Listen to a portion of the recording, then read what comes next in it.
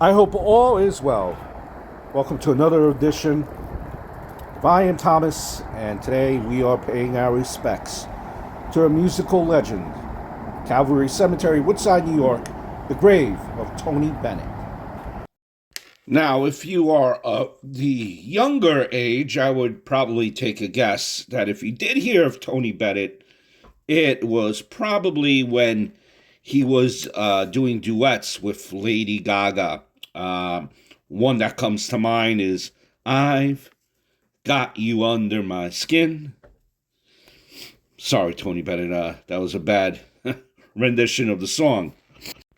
And believe me, at 95 years old, Tony Bennett, when he released his album, thus breaking the Guinness World Record for the oldest person to release an album of new material, he still sings better than all of us could ever sing.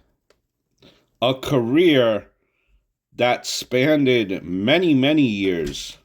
Also sang I Left My Heart in San Francisco, 1962, which was his first top 10 record.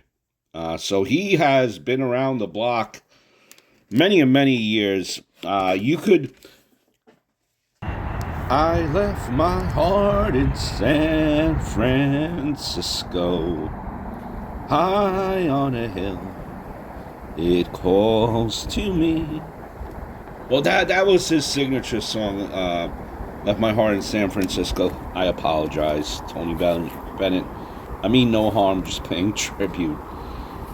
But one of the things being a career spanning many, many years, many decades, he was able to reinvent himself, appeal to the younger generation. And how do you do that? By the kind of suggestion of his family, his relatives, he went on MTV. And while you're on TV, make sure you appear with Late Night with David Letterman, kind of a younger, hipper audience. And this was a suggestion by his son.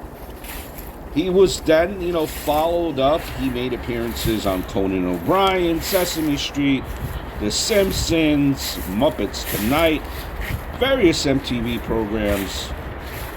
And he also played a series of benefit concerts organized by a rock radio stations around the country. The plan worked all during this time. And all during this time, he did not change anything about him. His formal appearance, his singing style, his musical accompaniment, or song choice. Stayed true to himself, and that's why it worked with the younger crowd. By the way, he closed that generational gap greatly, where he was side by side with the likes of the Red Hot Chili Peppers and Flavor Flav with the MTV Video Music Awards once upon a time. So he was able again to connect with a younger crowd audience. So when he did MTV, he did MTV Unplugged, and he did in particular song, Fly Me to the Moon. And there was no auto-tune in Fly Me to the Moon. You have to keep in mind that Tony Bennett, he never retired from singing. He was singing until he passed away, pretty much. He died of Alzheimer's.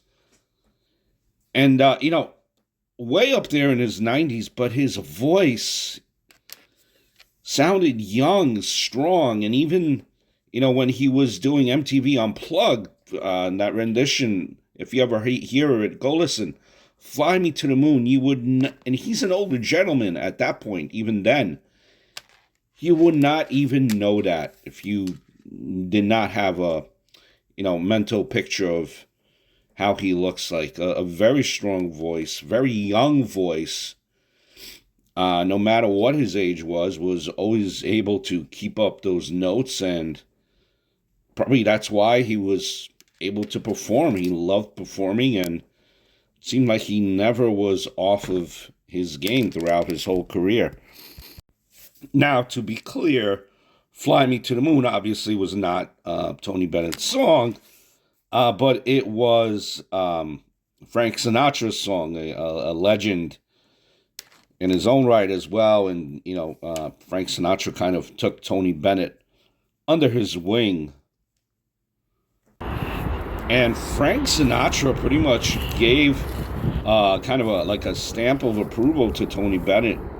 1965 Life magazine interview, he said, quote, "For my money, Tony Bennett is the best singer in the business. He excites me when I watch him. He moves me. He's a singer who gets across what the composer has in mind, and probably a little more." Now, quote of all quotes, when the chairman of the board, when Frank Sinatra gives you a thumbs up, that is something that you could proudly brag about, which I'm sure Mr. Bennett did back in the day. So Tony Bennett was born in 1923, a long time ago, but again, like I said, a long career. If you're looking to sum up his career, 20 Grammy Awards, a Lifetime Achievement Award, and 2 Primetime Emmy Awards. A lot of awards. He has sold more than 50 million records worldwide, and he has earned and I was saying that he has earned a star on the Hollywood Walk of Fame. Look, his first popular song was probably all back in 1951, "Because of You," and there's a picture of Tony and Frank Sinatra. That's all the way back. Artistic peak in the late 1950s with albums such as "The Beat of My Heart" and "The Basie Swings." Bennett sings. But even the great Tony Bennett suffered kind of a period of time there where things were not looking the best for him. There was a period of time there, I would probably say, looking back on it, if you look at his career, between 1965 and 1979, where there was like great pressure on singers, like give you Lena Horne, Barbra Streisand. They were asked to kind of change their musical style, do contemporary rock songs, and kind of like in this vein, this was with Columbia Records. It was suggested that Tony Bennett do the same. And Tony Bennett was very reluctant. He tried, and the results, were not really what everyone expected. So much so that he hated singing in this style. It wasn't him, that he said that he became physically ill at the thought of recording. And you look at particular Tony Sings the Great Hits of Today. That's 1970 that came out. Featured covers of Beatles and other current songs. Psychedelic art cover. It was not Tony Bennett at all. So, he was not the most happiest. 2 years later, he left Columbia Records, and he went, for MGM Records.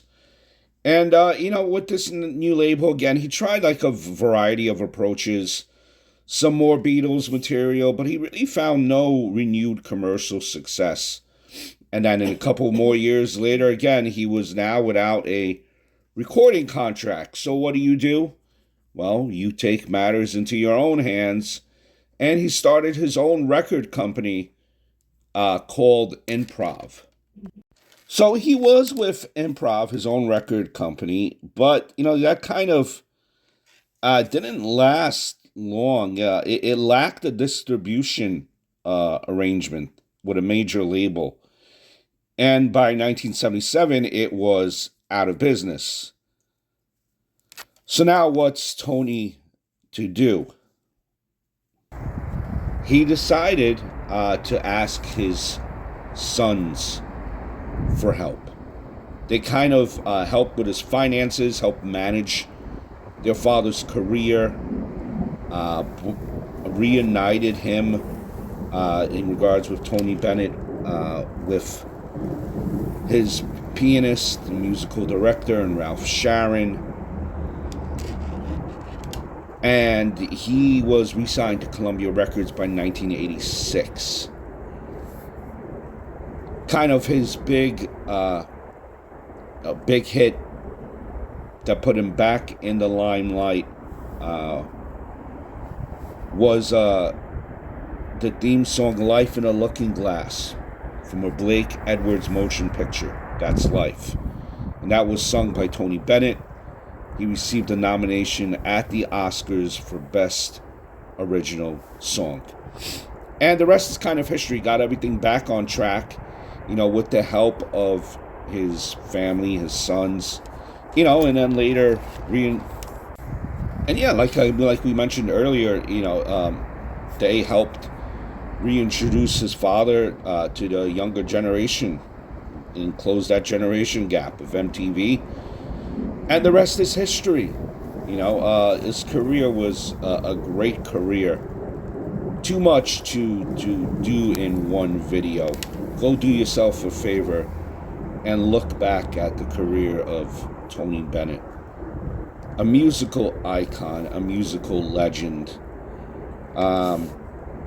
If you're looking at the grave, it's very, very plain, right? You would think it might be more extraordinary. It's not. He's buried with his parents. Cemetery is located in Queens. Easy to find if you're in the city. Pay your respects to a musical legend. Look up some Tony Bennett songs. You're not going to find anyone that could match the great Tony Bennett.